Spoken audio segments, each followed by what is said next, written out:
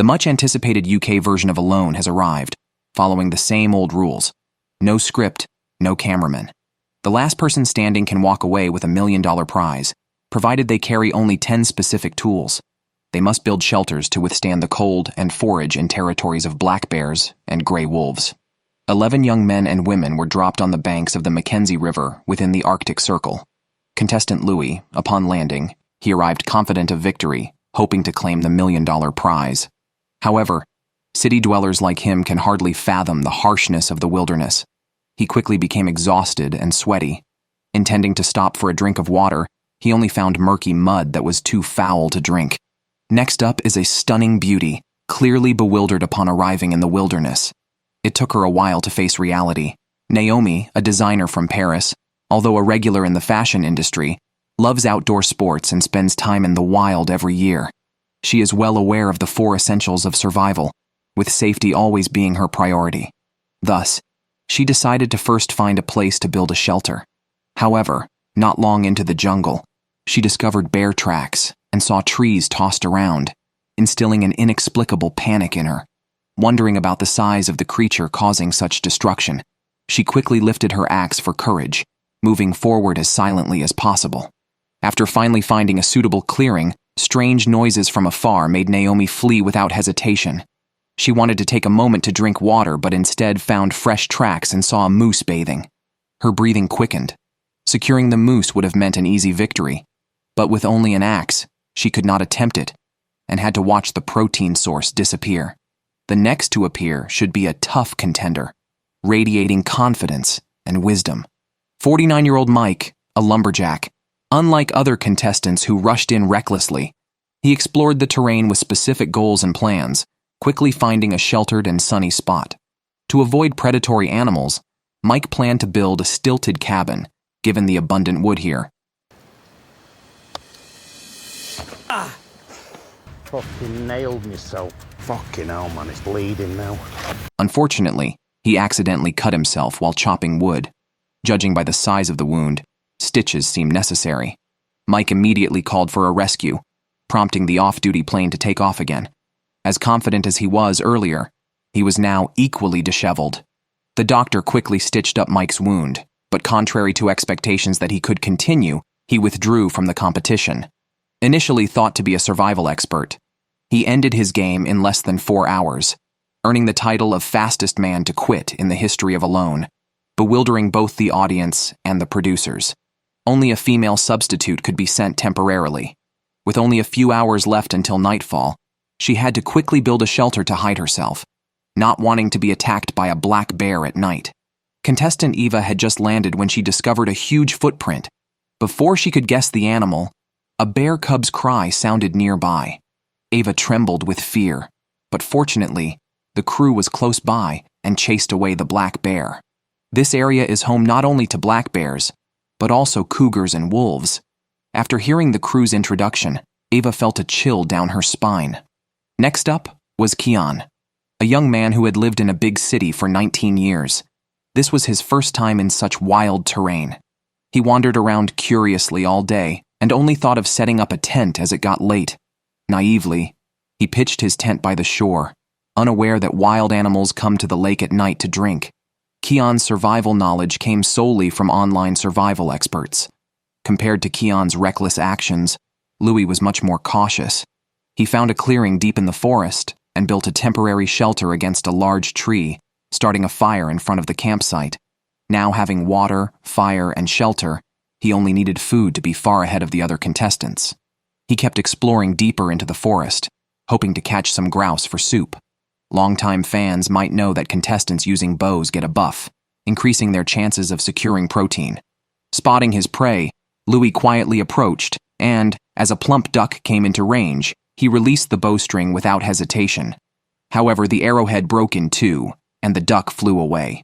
Frustrated, Louis cursed continuously. He had fantasized about hunting a bear with a bow and arrow before coming, but now he couldn't even manage a duck. As it got darker, the cries of wild animals became more frequent. Contestants without a good fire were visibly nervous, speeding up their pace. Here, fire is not only for boiling water and warmth, but mainly to fend off wild animal attacks. However, Not everyone was as skilled as Louis. Most challengers were newbies, and by the time the fire was built, their hands were raw.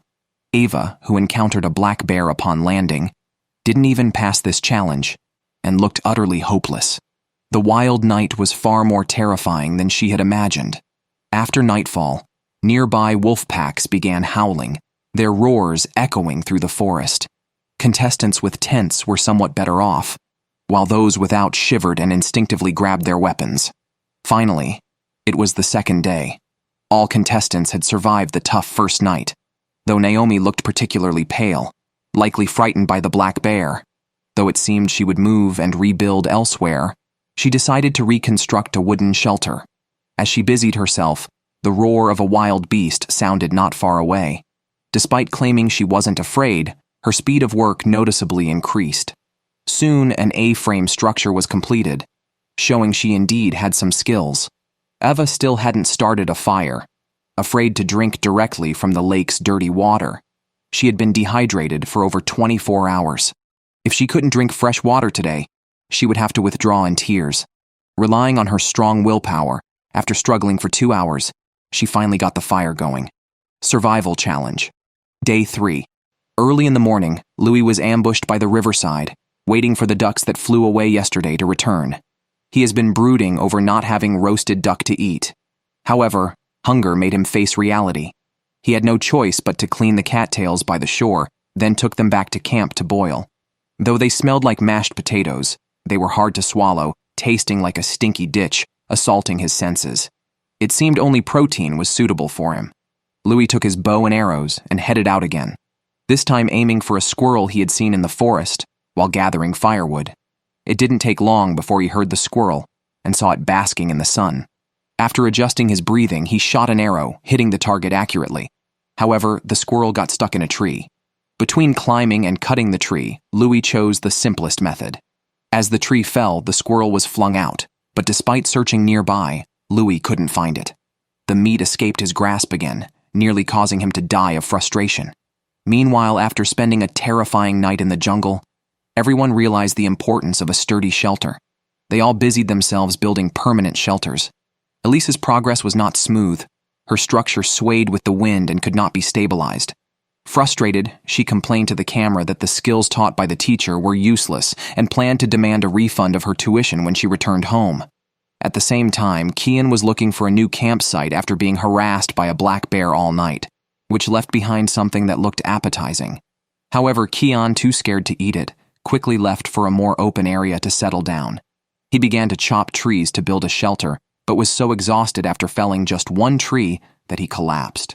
Just as he was about to rest, he heard the black bear's roar again. His expression turned grave, and despite being terrified and embarrassed to admit defeat, he told the camera he could last a few more days. Naomi finally finished a day's work and went to the lake for a cold bath, a scene likely arranged by the director to boost adrenaline. After her bath, Naomi looked more refreshed. However, as the sun set, the contestants' nerves tensed up again. The sound of wolves howling in the distance forced them to curl up inside their shelters, shivering. An uninvited guest in the middle of the night scared them into continuous screams. Afraid to sleep and miss seeing the sun the next day, they endured until dawn. But seeing the branches broken by the black bear filled Kian with dread. He tried to go to the lake to relax, but was tripped by a branch, the final straw for him. Kian admitted that surviving in the wild was too difficult, nothing like what he had imagined. Although he dreamed of becoming an explorer, he valued his life more and decisively called on a satellite phone to withdraw from the competition. I really didn't enjoy yesterday at all. I'm not nearly mentally skilled enough. Hi guys. Hello. I was so sure I was going to be fine. I will never forget this experience. It will shape me forever. Survival challenge. Day 3. Louis, driven by hunger, started eating ants. However, the ants provided very little meat. It would take tens of thousands to satisfy his hunger. With no other choice, he set out to find different prey. Although he didn't encounter any black bears or moose, he found the squirrel he lost yesterday. It looked like it had been gnawed on by other animals, but Louis didn't mind.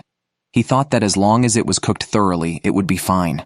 Getting meat in the wild was too difficult, and he eagerly began to feast. This moment satisfied not just his taste buds, but also warmed his wavering heart. While Louis was fervently chewing on protein, the other contestants were busy in the berry fields.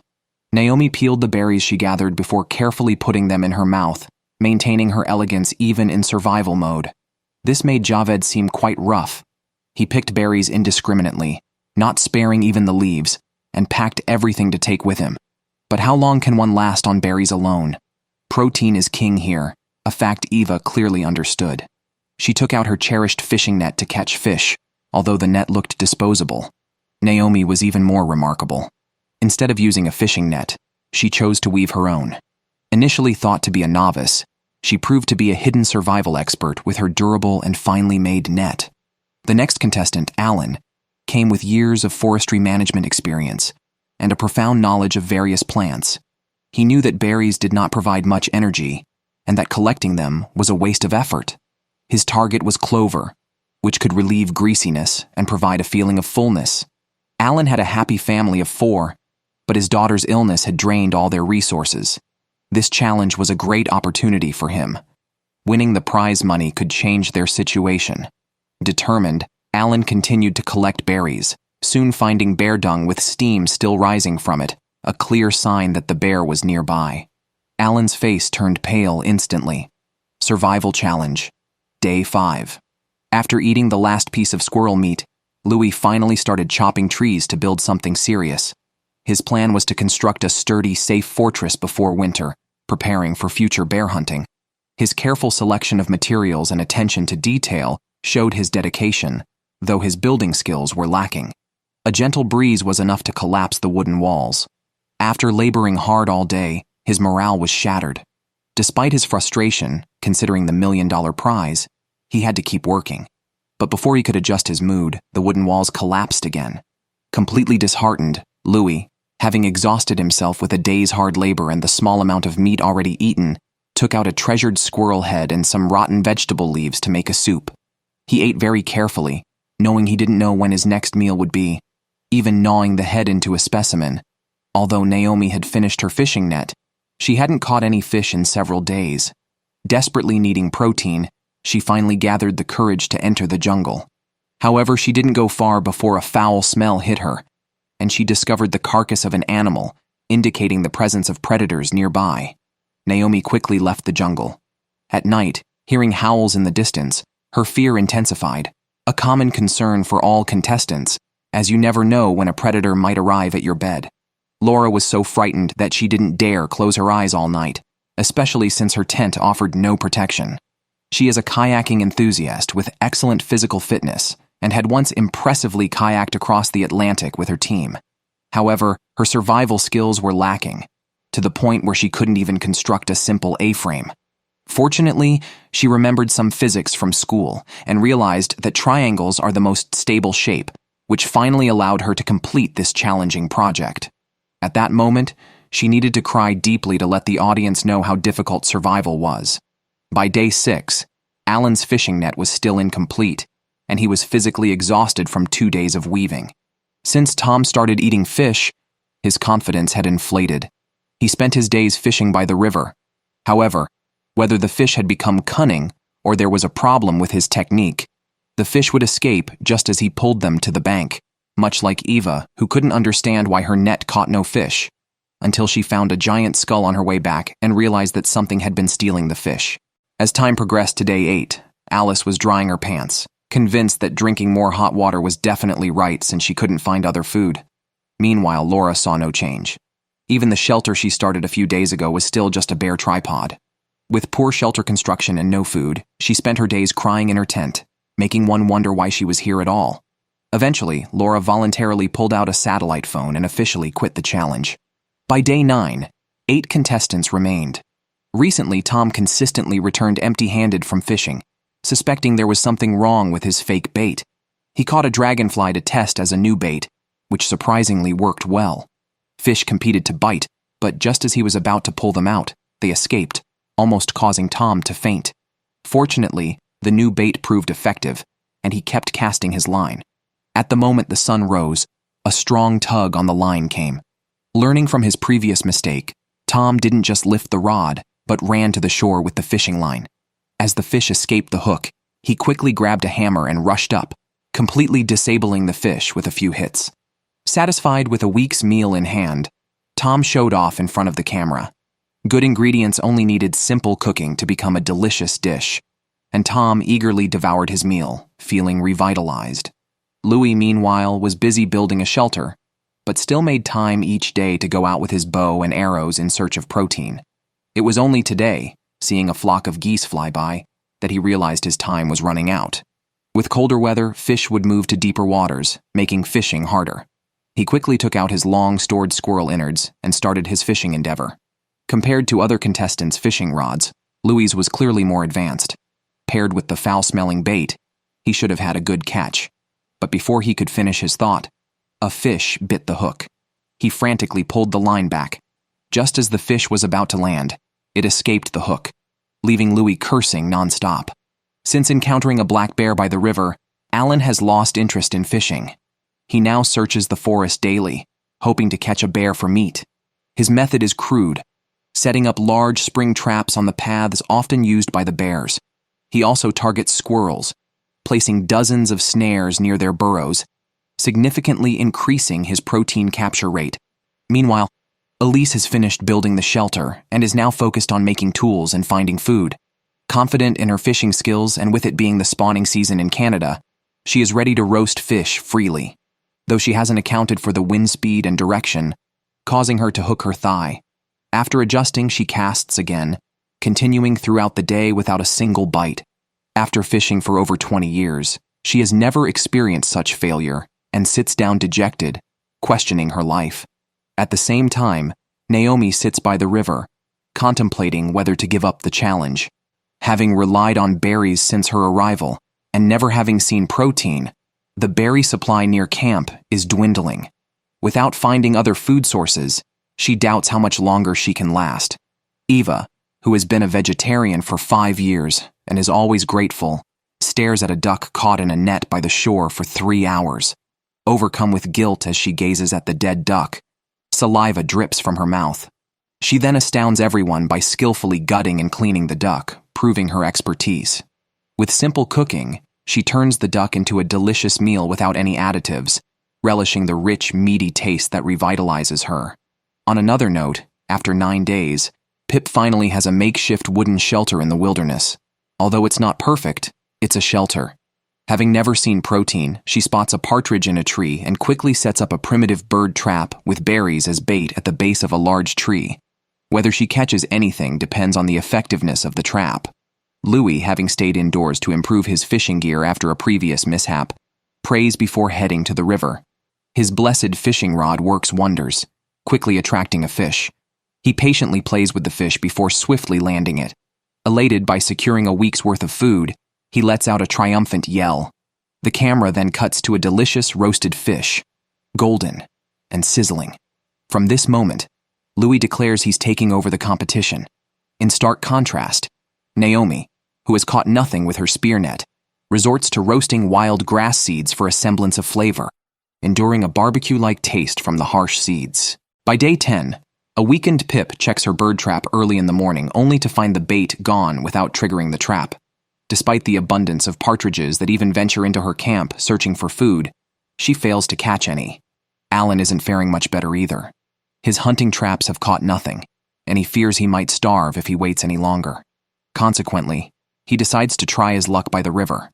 He catches no fish and ends up smelling of fish, a situation hard for anyone to accept.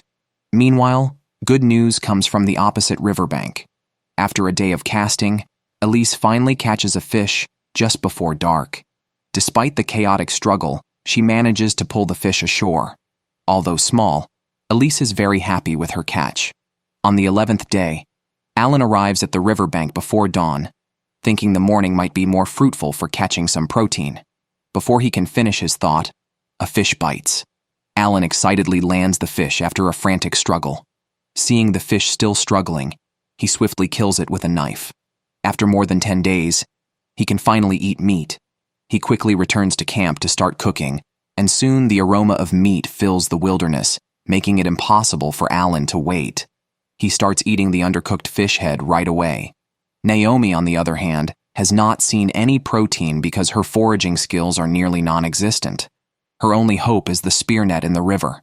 Besides checking the fishing net daily, she spends the rest of her time designing and building the most luxurious shelter of the season. However, these alone are not enough for her survival. She needs a sustained food source.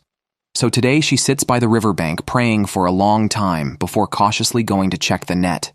Soon, a large fish is pulled ashore by Naomi. Fearing it's not dead, she hits it a few more times. Having been hungry for over 10 days, Naomi doesn't even bother to film as she prepares to feast. The delicious fish melts in her mouth, and she can't stop eating until she bursts into tears of joy. Across the river, Eva is rolling her eyes in hunger.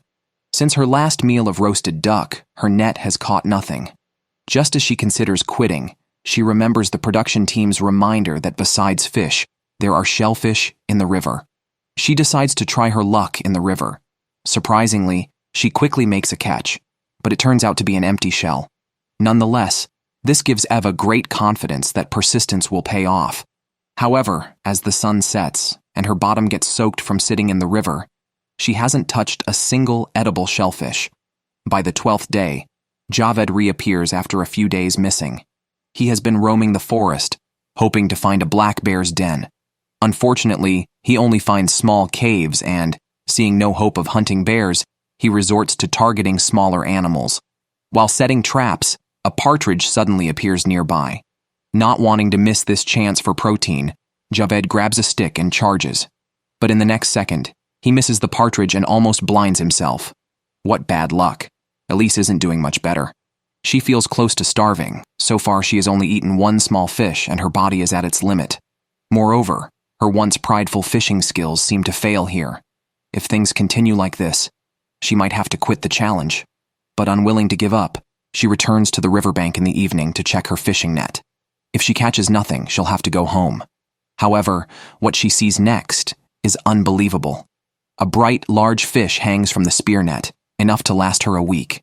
Today marks his 13th day in the wilderness. He started fishing by the river early in the morning and was as lucky as ever, quickly catching a large fish. Now, he no longer worries about food. After returning to camp, he made a big stew and smoked the remaining meat on a rack. He thoroughly enjoyed his meal, with oil dripping from his mouth. Louis woke up and began digging in the small garden. He had caught 2 large fish the night before but didn't have time to process them, so he temporarily stored them. However, this was not an effective way to preserve meat in the wild. Thus, Louis decided to dig them out for smoking. After cleaning the fish by the river, he was surprised to find them still fresh. He sliced the fish meat, hung it on the rack to smoke, and used the trimmings to make a pot of soup.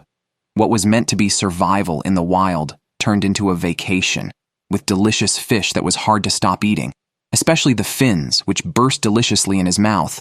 Now, with plenty of stored meat, he was hopeful for victory unless an accident occurred. Tom, who had not appeared for a few days, finally finished building a permanent shelter. It was evident he had chosen his building materials carefully and paid attention to detail. Tom was now fully prepared. All he needed was to find enough food to become a strong contender for the $1 million prize. However, when he checked the fishing nets, he noticed the water level in the Mackenzie River had significantly dropped. The nets had been drying in the sun since yesterday. Unable to catch fish, he went into the mountains in search of game. Soon he spotted a grouse at the top of a tree. Without his bow and arrow, Tom felt helpless and made a makeshift lasso from a stick on the spot, startling the grouse. Meanwhile, Eva, who was collecting wood by the river, looked up to see a terrifying scene of dense clouds in the sky. Frightened, she quickly ran back to her shelter. The sudden storm left everyone in disarray. At night, the trees around them shook violently, and the contestants under them were extremely nervous. Those in sturdy shelters could rest, but those with only a waterproof cloth overhead had to sit up, ready to flee at any moment. By the 14th day, they had survived the harrowing night, each feeling very differently. Elise heard not only the wind but also wolves howling, which frightened her until dawn. Tom was thankful he had moved earlier, or else only his spirit would be standing here now. Alan realized the importance of a house and started logging after breakfast, making his tools ring loudly. However, after felling just one large tree, he sat down, hungry. Permanent shelters could be built slowly, but fish needed to be caught daily to survive. He had to store as much fish as possible before they returned to deeper waters. Today, the fish did not disappoint, quickly biting and ending up as another large catch for Alan to feast on. Javed had not seen any protein until now. Although he had set traps all over the forest, no small animal was caught. He fished desperately every day, but the fish always broke the lines. Javed suspected he was not suited for this place, feeling out of his element. On the 15th day, Louis checked his traps in the morning and found 2 squirrels, one dead and one alive. He quickly reached out with a guilty hand, snapped the neck of the living squirrel, and then prayed, symbolically. Louis was far ahead of the other contestants. Not only did his home have plenty of fish and meat, but now he had found a new source of food. Winning the challenge was just a matter of time. Despite these advantages, he couldn't shake off the emptiness inside. He felt a loneliness here like never before. Pip was undoubtedly the most relaxed survival contestant. She had survived on pine sap soup and checked her bird traps daily, spending the rest of her time idly in the shelter. She hardly bothered to take festive photographs. Today, she finally showed her face and unexpectedly pulled out a satellite phone. The crew quickly came to pick her up. Perhaps withdrawing was her best decision since winning seemed unrealistic. After Pip left, 7 contestants remained, and they were not having an easy time either. Besides daily food foraging and constant shelter repairs to prepare for winter, their struggles were far from over. On the 16th day, Tom woke up to find ice in the iron pot and the jungle plants wearing new skins, signaling the quiet arrival of winter. Eva felt this the most as her shelter was just a waterproof cloth. She had hoped to find some berries for breakfast but found them too dry to eat. With the berry season over and the berries withered, the coming days would be even harder. Eva, looking at the migratory birds in the sky, lamented her lack of a bow and arrow, wishing she could hunt some. Elise's fishing net had brought no catch, and she barely maintained her strength on berries. Today she was so weak that pulling the net nearly threw her into the river. After much effort, it was another day of returning empty-handed. Elise sat weakly on the shore, pondering the point of continuing. As long as Alan was well-fed, he would entertain everyone with his talents. Today, he held a personal concert and then played with an anthill. So when you feel that hope is gone, look inside you. Wanting to snack on some ants. Unfortunately, this ended badly with stomach turmoil and vomiting. Early in the morning, Javed shouted at a squirrel on a tree as if begging it to jump down for a bite. He was the only contestant who hadn't eaten meat this season. Seeing small animals made his eyes turn green with envy. Sadly, his fishing net was still empty, and he had to continue gathering berries to survive.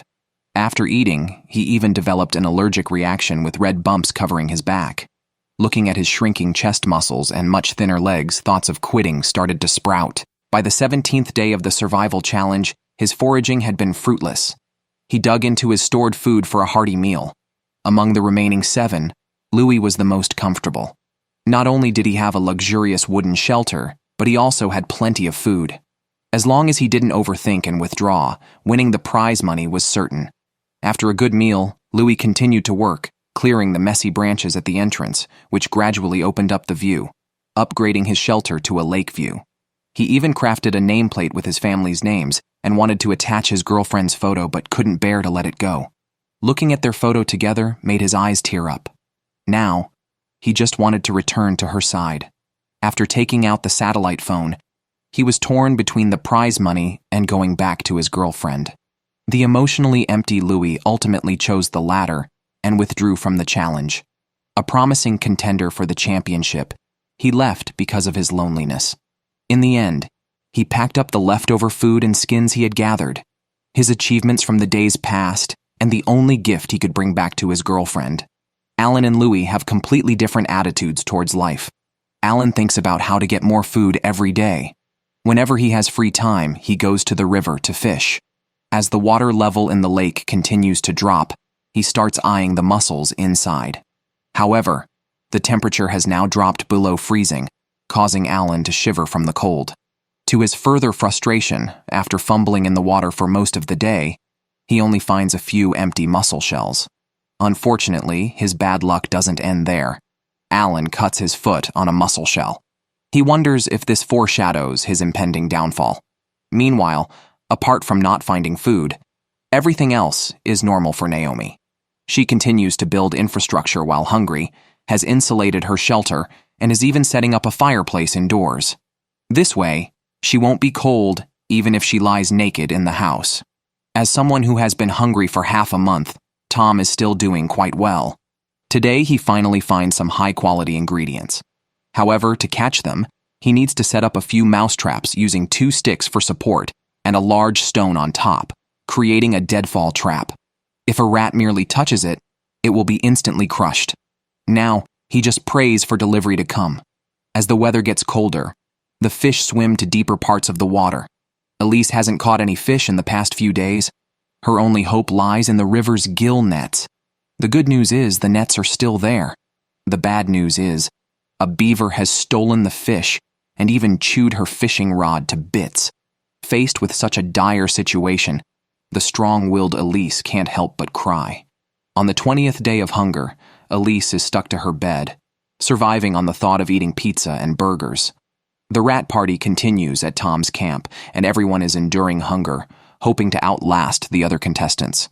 Finally, on the 23rd day, Javid is the first to give up, making the withdrawal call. He is arguably the season's most unfortunate contestant, having survived on berries alone from the start without seeing any protein. On the 25th day, Tom suddenly hears the mousetrap trigger. To his surprise, he finds a rat inside. A delightful surprise that makes him overjoyed as it represents a new source of food, potentially helping him reach the final round. However, the rat may carry salmonella, so cooking it until it's crispy on the outside and tender on the inside is safer. The taste is crunchily like chicken, with protein content several times that of beef. Meanwhile, Alan regrets not bringing a bow and arrow as he watches birds, unable to hunt such delicious food. Unable to bear it any longer, Alan decides to make a bird cage and try catching a few birds. The final product of the bird cage doesn't look very reliable. Naomi checks the fishing nets daily as usual, and unsurprisingly, she finds nothing today. It's been 7 days since she last ate fish, and her stomach is out of reserves. Unable to find food, she might have to withdraw from the competition. With no other choice, she tries casting a fishing line.